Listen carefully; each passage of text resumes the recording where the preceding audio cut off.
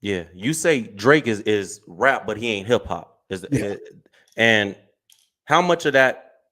I want to ask you, how much of this beef, man, behind the scenes is the industry going? Oh, we got to do this. We got to help Drake right here. He look like he losing right here. We gotta pull this. We got to do that. How much of the industry, the executives, the people that can't dance behind the scenes, you know what I mean, saying, we got to stop this. We got to stop that. And I want to ask that as the first part of that question. And the second part, did the industry behind the music and behind the artists stop this from going any further where we won't hear no more disses? No, it wasn't the industry. That was a whooping. He just whooped out of him. Okay. And he whooped the fight out of him. Mm-hmm. I mean, I don't go for what he whooped the fight out that month. Mm-hmm. How much of the industry? I don't know. Like I think what you're seeing right now is the culture versus the industry in some to some degree. Okay. You seeing people in the culture like, hey, hold up, y'all can't keep letting this mother do all this shit. Right. You know what I'm saying? I think mostly everybody in the industry would have told him not to. Like Drake. to me, I didn't understand why would he take the battle. This is why I've always had that perception that I really think a writer leaked the first version of Push-Ups. Like a writer pitched it to him. They wrote the song and they did it in the AI. They pitched their voice for AI so they could use his inflections, and then they pitched their voice to Drake's voice using AI. So they sent him the version of the record that they wrote. He took it, covered it, you know what I mean, and finished the production at that excellent level that OVO does. You know what I mean?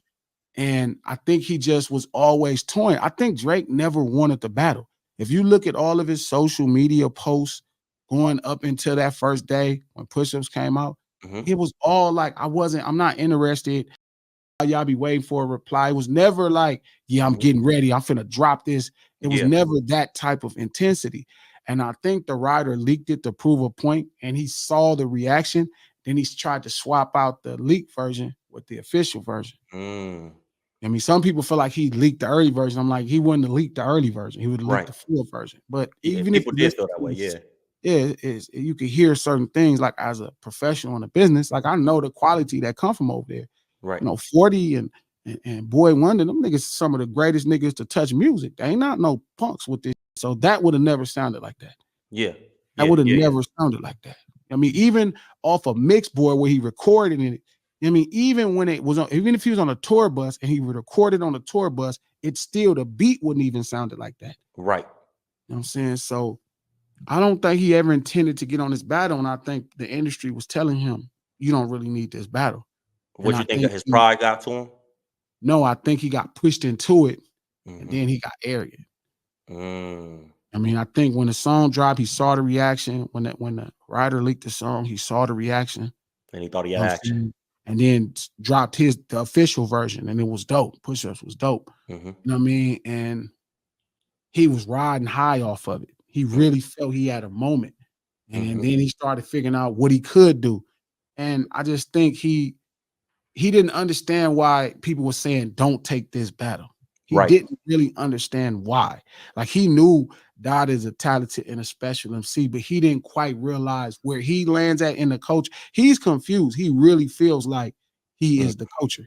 Like he's lied to himself so much that he believes the lie. It ain't hit him yet that, yo, I'm not one of these dudes. He feel like, oh, I got some money and I've been through something, so I'm one of them. You're not. That's not how it works. No. You know what I'm saying? So I think it seemed like he don't respect Kendrick. It seemed like Drake don't have the respect. Like it almost like he look at Kendrick as like a little homie. You know what I mean? Don't. He really don't. I know that's not true. But I think if you lie to yourself enough, you might start believing the lies. Okay.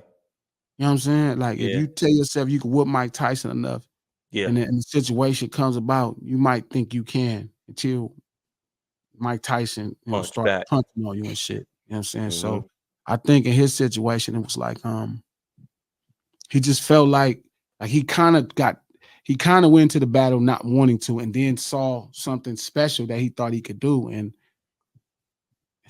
you was never gonna beat this. You was never gonna beat this dude. You never was gonna beat him.